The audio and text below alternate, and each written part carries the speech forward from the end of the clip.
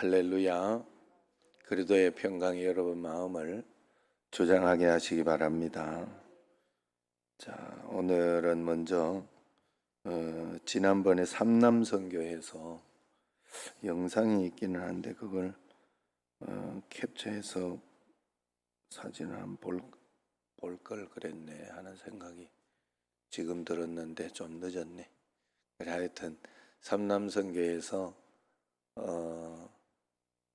그 여름 수련회를 여기는 지금 얘들밖에 없어요. 얘들이 개척교회 멤버고 초등학생이던 애들이 지금 중고등부까지 올라갔다고 하더라고. 그래서 그 애들 사진은 지금 없고 옷을 해준 사진이 그때. 그래서 지난주엔가 영상이 왔어요. 그래서 삼남선교회는 보내주라고 했어요. 그래서 그 옷을 입고 여름 수련을 잘 했던 그런 모습이 있습니다. 요게 아디다스 옷으로 그 삼남선교 60만 원 보내줬죠. 그래서 잘 이게 요는 아들인가 봐, 목사님 아들. 그래서 다 또 이렇게 잘 이렇게 해줘서 했습니다. 그리고 어제 현덕원 집사님 또 투입이 돼 가지고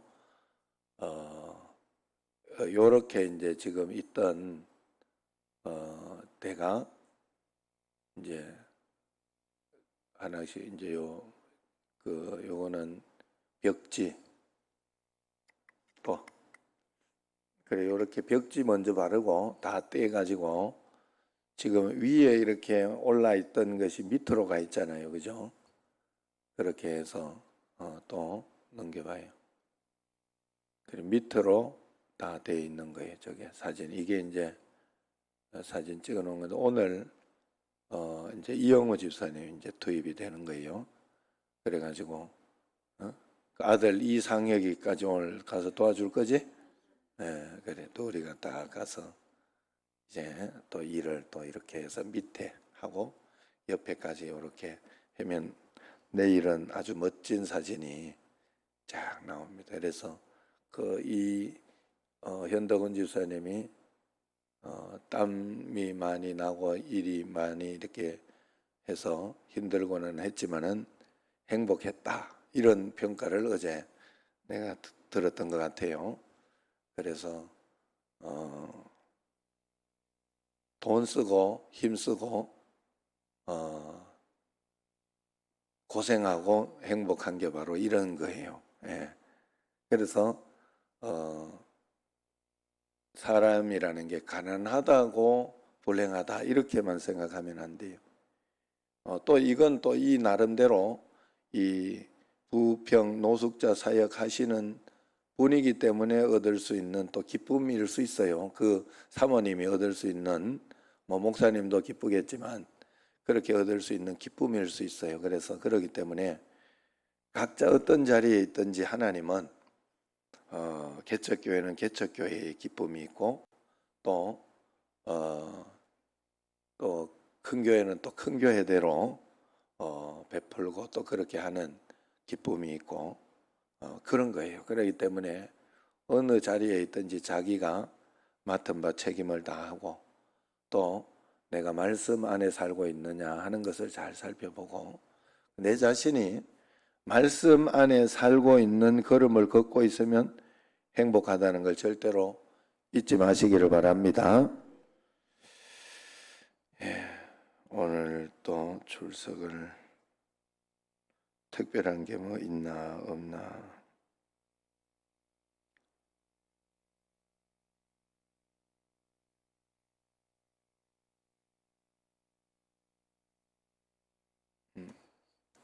내일 부르겠습니다. 오늘은 다른 광고를 좀 했으니까.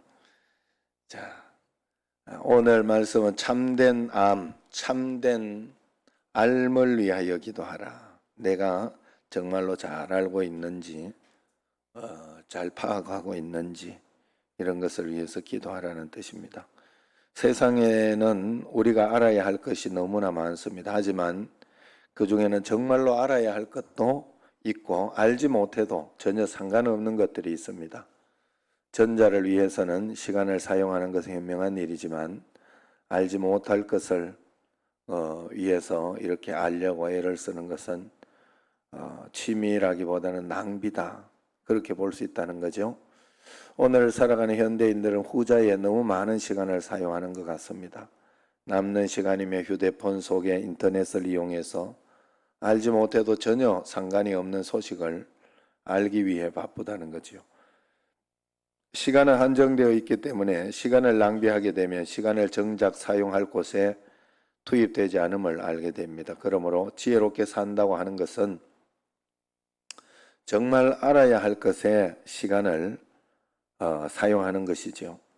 TV를 이렇게 봐도 뭐 연예인들 뒷이야기라든가 뭐 그런 것들은 전혀 관심을 가지지 않아도 되는 것인데 관심을 가지고 있고, 사실 뭐 정치나 어떤 그런 것에도 막 그 정치는 또 정치인들이 하는 거예요. 그리고 우리는 그것과 어떤 것에 좀 맞다 맞지 않다 하면 거기에 대해서 이제 표로 이렇게 또 심판을 하기도 하고 그렇게 하는 건 맞지만 거기에 너무 빠져가지고 뭐 축구나 뭐 이런 것도 마찬가지죠. 사실은 제가 요즘 이렇게 코파 아메리카하고 또 뭐 이렇게 유로 2021인가 뭐 하여튼 이렇게 축구를 하는데 보니까 이렇게 재미있더라고. 굉장히 잘하더라고요. 야, 어떻게 저렇게까지 하냐 하는데 참 잘하더라고. 그래, 그러나 그것은 뭐 그냥 정말 즐기는 것으로 즐기고 재미있게 그냥 보고 잘한다 하고 이렇게 하는 것으로 끝나야 되지. 막 여기에 목숨 걸고 그럴 일은 아니. 아내하고 내하고 이렇게 유로 2000 결승에 잉글랜드 그 다음에 이탈리아 들어갔기 때문에 내기를 하자. 그러니까 내기를 했는데 결국은 뭐 내가 졌죠. 아내는 이탈리아가 이긴다. 나는 잉글랜드가 이긴다보다 이겼으면 좋겠다. 한 번도 우승 뭐 했나 그렇거든요. 결승전도 처음 갔나 뭐 그래가지고 또 케인도 있고 뭐 그렇게 해서 그래 하다가 뭐 내기 할까 이러다가 내기를 못 정했어요. 돈 10만 원 할까 뭐 돈으로 하냐 이렇게 하고 다른 거 뭐 정할 게 없어가지고 그래가지고 그냥 흐지부지 그냥 내기만 한다고 큰 소리만 치고 그냥 내가 얼마나 감사한지 내가 져가지고 그래 뭐 안 주냐 뭐 줄 거 준다고 한 게 있어야 주지. 돈 할까 이랬더니 뭐 돈으로 하냐 이래가지고 안 했거든요. 그래서 어쨌든 그저 그런 것은 즐기고 말아야 되는 것을 가지고 그것 때문에 속상해하고 뭐 사실은 이렇게 그런 것도 있잖아요. 뭐 이렇게 야구 프로야구 지금 이런 것들도 막 이기면 기분 좋고 지면 뭐 우울하고 막 이러면 안 되잖아요. 그게 뭐 나한테 돈을 줘요 뭐 저걸 뭐 삶의 활력은 주긴 하지만 어쨌든 그렇게 우리가 알아야 되고, 그리고 연예인들이나 이런 거 뒷담화도 하지 말아야 되고. 요즘 유명한 책 가운데 휴먼 카인드라는 책이 있어요. 거기에 보면 이런 말을 해요. 자기 전에 절대 뉴스 보지 마라. 그렇게 이야기를 합니다. 왜 뉴스를 보지 마라 하는가 하면 뉴스 특성상 나쁜 거, 또 자극적인 거, 뭐 이런 것만 자꾸 보여준다는 거예요. 그래서 막 어디 사고 났는 거, 뭐 이런 거잖아요, 사실. 그리고 또 뭐 어떻게 이렇게 막 나쁘게 뭘 했다는 거, 아니면은 뭐가 좀 심해졌다, 걱정되는 거, 이런 것들만 막 이렇게 나오기 때문에 자기 전에 그걸 보면 좋지 않다는 거예요. 그래서 보지 마라 이렇게 이야기를 하더라 하는 겁니다. 우리 신앙에서 마찬가지로 우리가 꼭 알아야 할 것들이 있고 또 뭐 알지 않아도 되는 것들이 있는데 그래야 신앙생활에 있어서 기초생활에 우리가 잘 배우게 된다는 거죠. 오늘 본문의 키워드는 알게 하시고라는 단어에 있습니다. 17절 마지막 대목에 보면 하나님을 알게 하시고라고 했고 19절에도 너희로 알게 하시기를 구하노라 하고 끝납니다. 그러면서 사도 바울이 에베소 성도들이 꼭 알아야 할 세 가지 영적 지식이 있다. 그렇게 이야기합니다. 16절, 17절 앞장 이렇게 돌려보면 있죠. 16절, 17절 같이 읽어봅시다. 내가 기도할 때에 기억하며 너희로 말미암아 감사하기를 그치지 아니하고 우리 주 예수 그리스도의 하나님 영광의 아버지께서 지혜와 계시의 영을 너희에게 주사 하나님을 알게 하시고 그랬어요. 하나님을 알게 하시고. 첫 번째는 하나님이 누구신지를 우리가 꼭 알아야 된다는 겁니다. 신앙의 세계에서 우리 자신을 아는 것보다 더 선행이 되는 것이 뭐냐? 하나님을 아는 거예요. 그리고 여기서 안다는 것은 지적인 지식을 이야기하는 것이 아니라 경험적인 지식을 이야기하는 거예요. 그래서 성경에서 하나님을 안다고 하는 그 아는 것은 결혼한 부부처럼 아는 것을 이야기한다고 하죠. 그러므로 우리가 하나님을 안다고 할 때 하나님을 공부하는 것이 아니라 하나님을 체험해야 되는 거예요. 체험. 그 하나님을 경험하고 체험하게 되면 그분을 하나님을 정말 아는 거예요. 그러면 어떤 상황과 환경이 있을 때 흔들리지 않고 거기에 대해서 믿음이 떨어지지 않는 거예요. 그리고 그 믿음으로 우리가 살아가면 하나님은 다시 그 믿음을 발판 삼아서 우리에게 기적을 행하시고 능력을 또 행해 주시는 것이 있어요. 그래서 하나님을 안다는 것은 그저 지식적으로 이번에 이렇다더라 저렇다더라가 아니라 경험적으로 안다는 걸 이야기하죠. 제가 이렇게 가장 이렇게 잘 이렇게 저에 대해서 아는 사람을 이렇게 뽑는다 하면 부모님도 아니고 아내더라고, 아내. 그래가지고 교회 어떤 일들이나 이렇게 그런 이야기들을 내에게 못하는 거 아내한테 할 때가 있어요. 이렇게 해서 목사님 뭐 어떻더라 저떻더라 이런 이야기를 할 때가 있는데 그때 아내가 판단을 해봅니다. 나의 평상시 이렇게 그걸 가지고 삶을 가지고 이렇게 판단을 해보는데 그때 이제 이렇게 자기 생각에는 이렇게 해서 이렇게 설명해주고 이야기했다 하면서 이야기할 때 보면 대부분 맞아요. 대부분. 내가 이럴 때는 어떻게 행동하고 왜 이렇게 했을 것이며 실수했거나 아니면은 그럴 때는 깜빡했거나 그럴 수도 있고 아니면 이게 아닌데 잘못 알고 있다라고 이야기를 하는데 그 말이 맞아요. 대부분 보면 안다는 거예요. 나를 좀 안다는 거예요. 그래서 대부분 이렇게 우리가 하나님을 알 때 이렇게 하나님을 알지 못하고 그저 카더라 하는 방송 아니면 자기의 어떤 주관적인 경험을 가지고 자기가 이렇게 그동안 기도했을 때나 이럴 때에도 해도 별 것 없네. 그건 나의 경험이거든요. 내가 아는 개인 주관적인 아는 것이기 때문에 잘못 아는 게 많다는 거예요. 그래서 17절에 보면 하나님은 어떤 분으로 나오시느냐? 17절에 보면 주 예수 그리스도의 하나님이시다. 그렇게 이야기. 주 예수 그리스도의 하나님이시다. 자, 우리가 알아야 할 하나님은 막연한 하나님이 아니라 예수 그리스도를 통해 계시된 하나님을 알아야 된다는 거예요. 그리스도 안에서 나타난 하나님. 예수님이 이 땅에 오신 목적은 바로 우리에게 하나님 아버지를 보여주기 위해서 그래요. 하나님의 속성과 그분의 일하심을 보여주고자 오셨다는 것이죠. 그래서 예수 그리스도께서 오셔서 십자가에 못 박혀 죽으시고 우리를 위해 대신 죽으셨다 하는 그 사실, 우리를 얼마나 사랑하시고 우리를 얼마나 끝없이 용서해 주시고 우리를 인도해 주시느냐, 그 하나님을 우리가 먼저 만나고 알아야 된다. 예수님을 통해 우리는 하나님을 볼 수 있어야 됩니다. 두 번째는 영광의 아버지께서 그렇게 이야기하죠. 영광의 아버지이신 하나님을 알아야 됩니다. 영광이라는 단어와 어울릴 수 있는 존재는 하나님밖에 계시지 않습니다. 그런 영광스러운 하나님 앞에서 인생들이 무엇을 할 수 있는지를 보여주는 것이 바로 요한계시록입니다.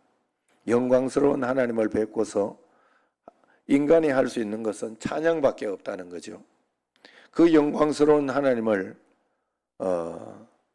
우리가 만나야 된다 하는 것이죠. 그 영광스러운 하나님을 우리가 어떻게 알게 되느냐? 17절 하반절에 이렇게 보면 지혜와 계시의 영을 너희에게 주사 하나님을 알게 하시고 그랬어요. 지혜와 계시의 영을 통해서 알게 된다. 지혜와 계시의 영은 성령님이 주시는 거예요. 성령님이 말씀하시는 겁니다. 그래서 우리는 성령을 통해서 영광의 아버지이신 하나님을 체험해야 됩니다. 이런 측면에서 우리가 성령으로 세례를 받는 것도 중요해요. 그래서 성령 충만하게 매일매일 우리가 살아가야 돼요. 내 지혜 충만하거나 내 지식 충만하고 내 잔꾀가 충만하면 안 돼요.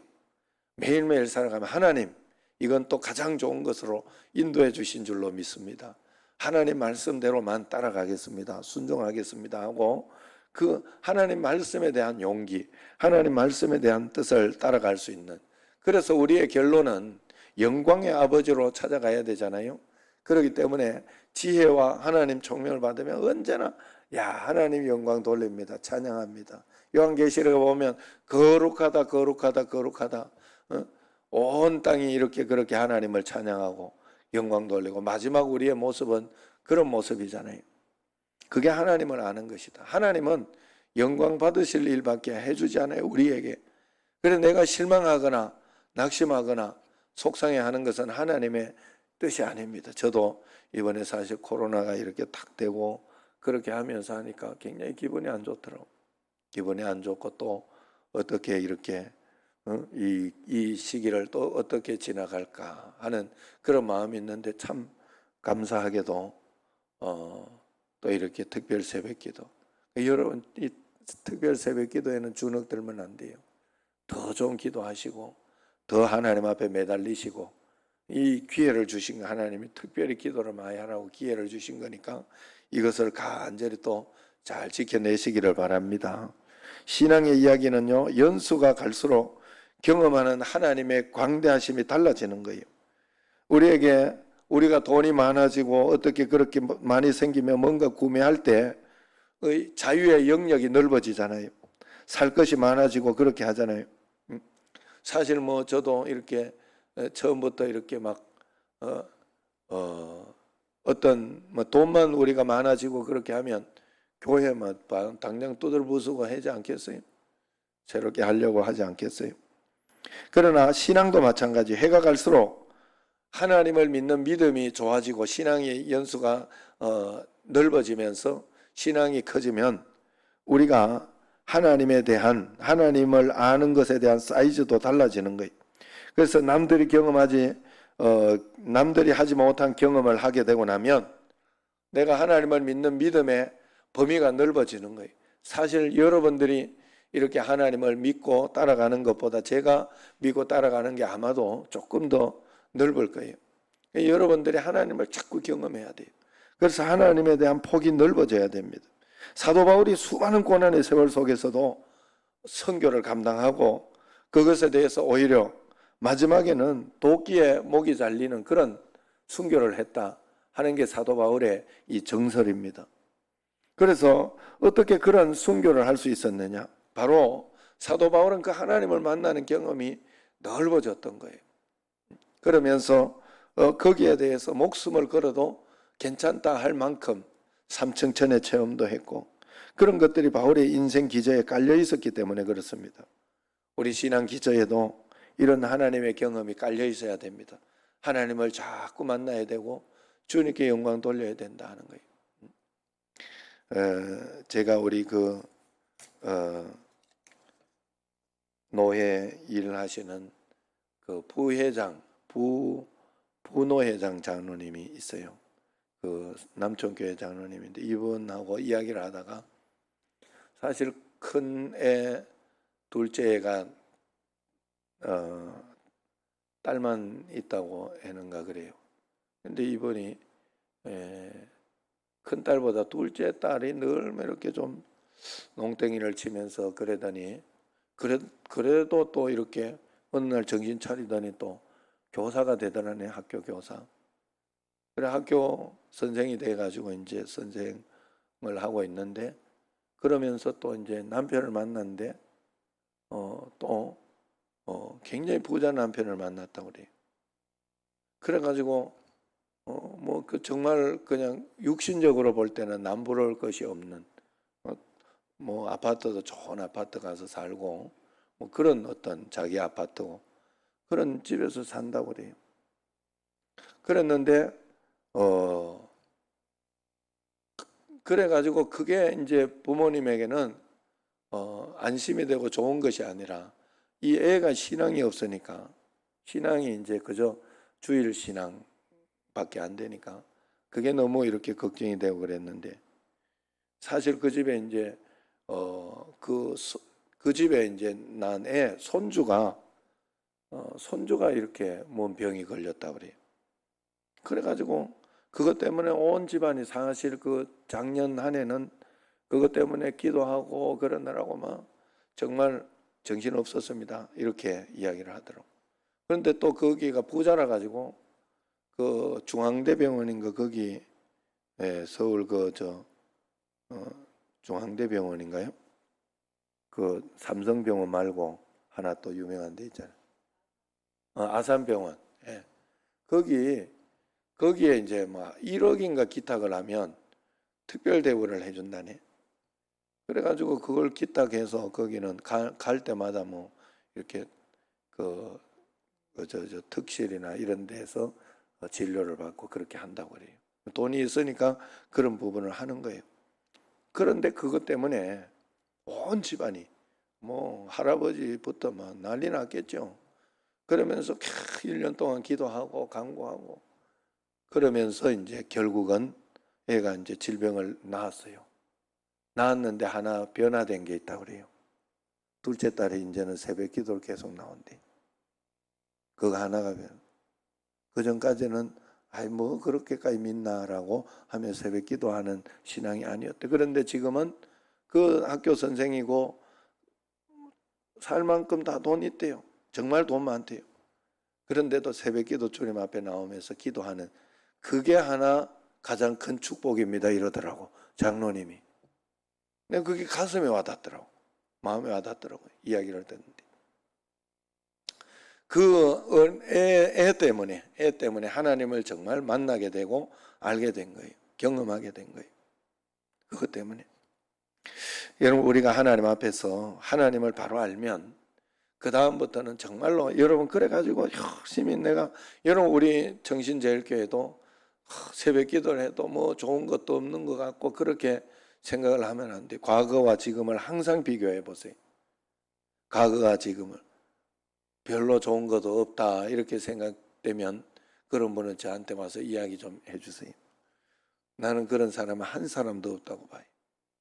다 하나님 안에서 좋아지고, 새벽 기도나 이런 거 그냥 꾸준히 하는 사람들은 그냥 어려움이 없다는 소리는, 어려움은 있어요. 살다가 어려움도 있고 고난도 있고 한데 늘 하나님께서 그 고난을 이기게 해주시고, 일단 이기게 해주는 게 축복 아니에요?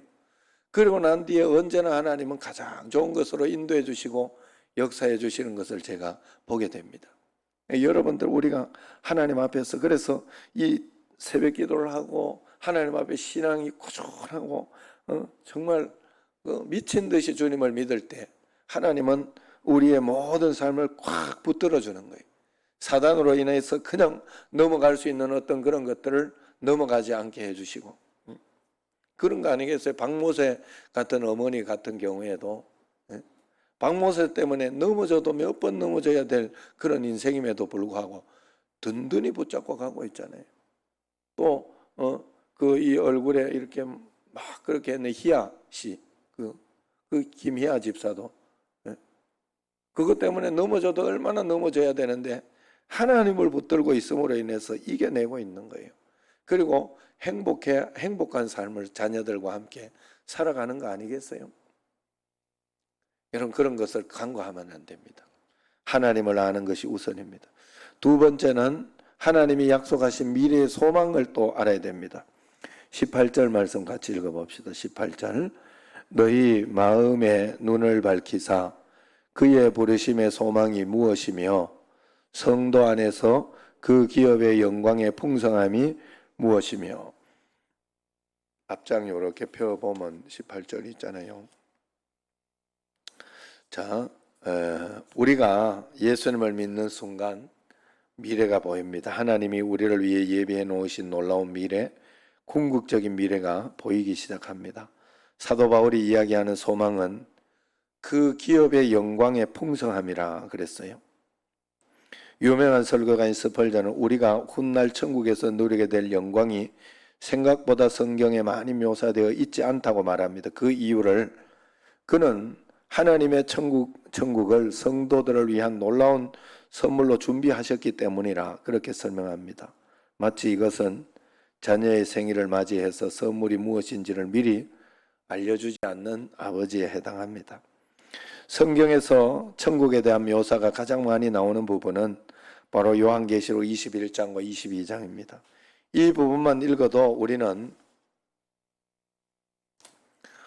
사망과 질병, 애통, 눈물 없는 그곳, 12문, 12보석으로 빛나는 성, 하나님의 영광의 빛남으로 해와 달의 비침이 없는 그곳, 이 땅에서 보았던 모든 아름다움과 모든 선함과 모든 감동, 예술과 문화가 그 극치를 이루는 곳, 일체의 속됨이나 거짓이 없는 곳, 생명수 강이 흐르고 생명나무들이 12가지 열매를 맺는 곳, 아픈 것들이 다 치료되고 영원한 건강을 누리는 곳에 흥분하게 됩니다.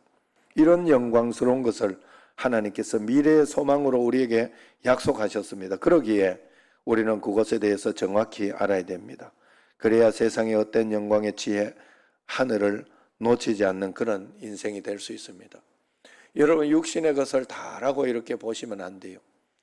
여러분, 그런데 참 신기한 것은 이 미래를 하나님은 딱 준비해 놓았기 때문에 우리는 걱정할 것 없고 두려워할 것 없습니다.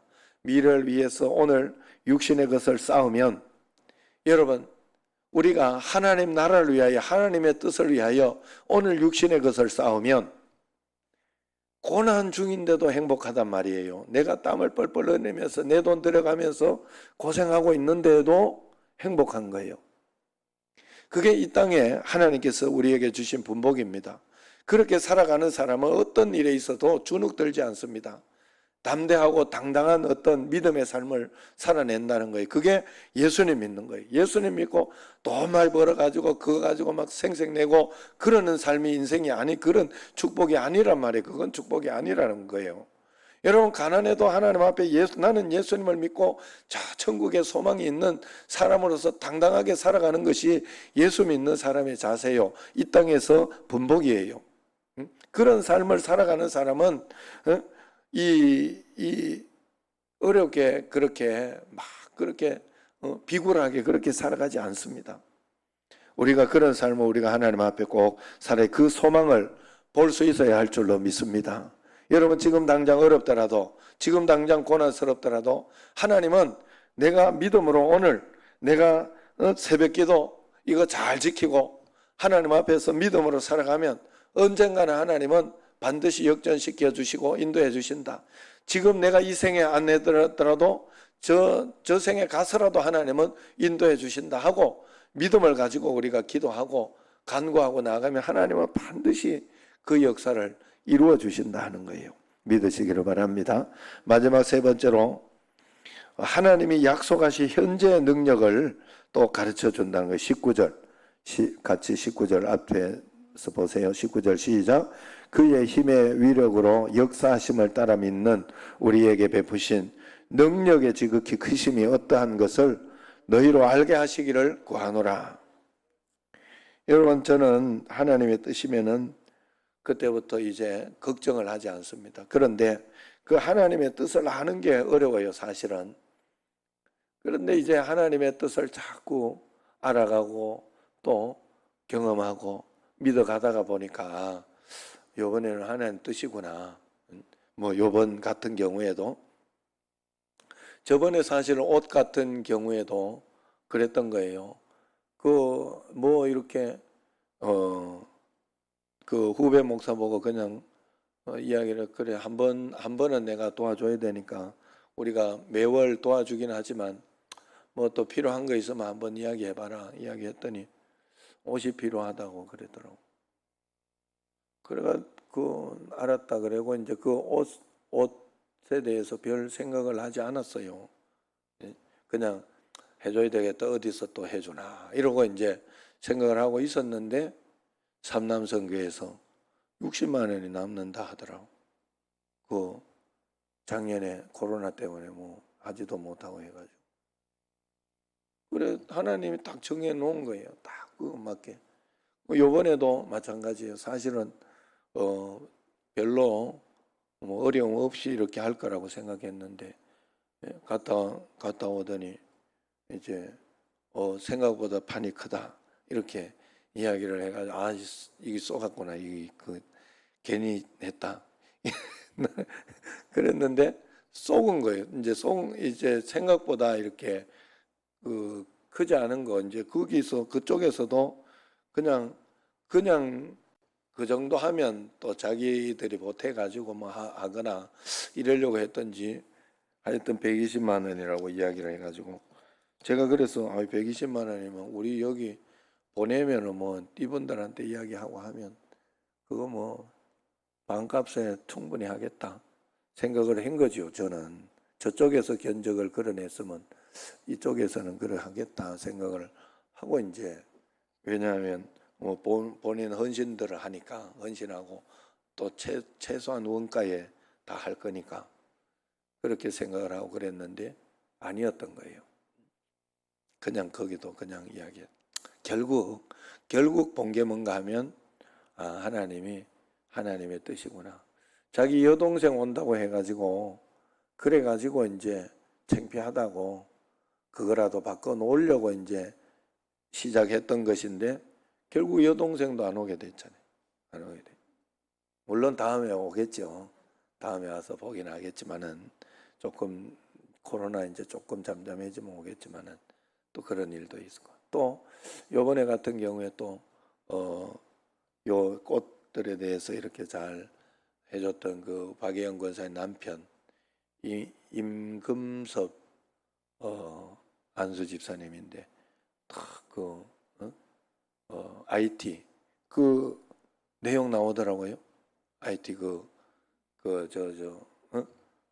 TV에 자막으로 나왔다고 하대요. 본 사람 있어요 혹시?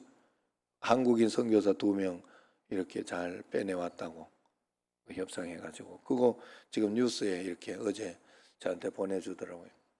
그래서 잘 돌아왔다고 그렇게 하는 어떤 것들 우리가 기도하면서 어려움이 없는 건 아니에요. 살아가면서 고난이 없고 힘든 일이 없는 건 아닙니다. 그러나 하나님이 언제나 한 걸음 한 걸음 우리에게 풀어주시고 역사해 주시고 또 안 풀리면 안 풀리는 대로 뜻이 있는 거예요. 계속 그걸 풀어야 된다면 계속 기도하면 되고 아니면 맡기면 돼요. 하나님 앞에. 우리는 이 세상에 작용하는 모든 힘을 다 알지 못해요. 알지 못하지만 그 안에서 누리고 살고 있다는 거예요. 그 힘을 창조하신 분이 바로 하나님이시라는 거예요. 창조의 능력만큼이나 위대한 힘이 하나님께는 있습니다. 바로 우리에게는 또 부활의 능력이 있습니다. 죽음의 권세, 사망의 권세를 깨트린 부활의 능력이 말로 능력 중의 능력, 그것입니다. 사람들이 표현을 하지 않아서 그렇지만은 인생들이 제일 두려워하는 게 뭐예요? 죽음 아닙니까? 아무리 물질이 많다 해도 죽음 앞에서는 사람이 다 넘어지게 돼 있어요. 그래서 을에 많은 이들이 체념한 상태에서 죽음을 자연스레 수용합니다. 여러분 그 박효진 장로님 그 간증을 들어보면 박효진 장로님이 사형 받는 그 수용소 이런 것에 있었잖아요. 거기에 교도관으로 있으면서 죽는 사람을 그렇게 많이 본다고 그래요. 아무리 깡다구이가 있고 아무리 그런 사람도요. 이 사형 집회 믿지 않는 사람과 믿는 사람이 그래 다르다는 거예요. 진짜 다르다는 거예요. 믿지 않는 사람은 얼마나 늦게 가려고 가는데 그건 또 그렇게 하지 않는다네. 천천히 정말 가는 사람도 있고 그러면 그걸 또 해줘야 된대요. 그렇게 막 억지로 끌고 가면 안 된다 하더라고요. 그럼 또 가면서 가기는 가지만은 가면서 막 진짜 아무리 깡다구 좋고 그런 사람도 오줌 줄줄 싸고 그런다 그래요. 정말로 그랬네. 마지막에는 미친 듯이 욕을 하고, 내가 뭐 그래 잘못했냐 그래 막 욕을 하고 쌍욕을 하고 그러면서 막 그런다 그래요. 그게 세상인 거예요. 세상인 거예요. 그런데 예수님 믿는 사람은 안 그렇대요. 정말로 안 그렇대요. 담담하게 그걸 받아들이고 천국 가는 것을 생각하고, 또 대부분 이렇게 보면 자기의 안구나 이런 모든 것을 기증하고 가고 그렇게 한다고 그래요. 그러니 얼마나 다르나. 사망을 넘어서는 거지요. 인류 역사상 유일하게 죽음과 사망의 권세에 대해서 태클을 걸었다 하는 분이 계시죠. 그분이 바로 부활하신 예수님, 하나님이십니다.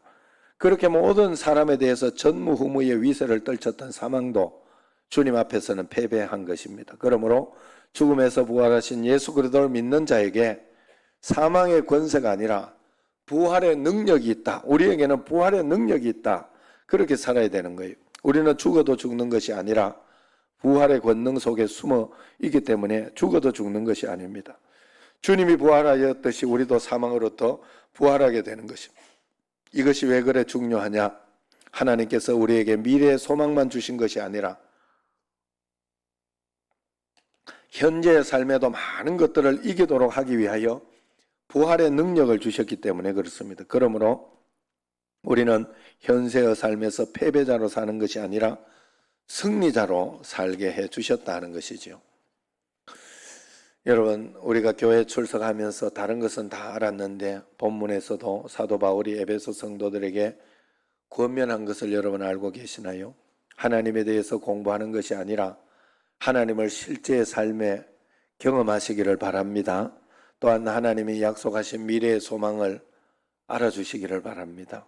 마지막으로 하나님이 약속하신 현재의 능력, 부활의 능력을 꼭 알아가시기를 바랍니다. 이것을 알고서 신앙생활할 때 우리는 진정한 레알 크리스찬, 진정한 크리스찬이 되어질 줄로 믿습니다. 기도하겠습니다.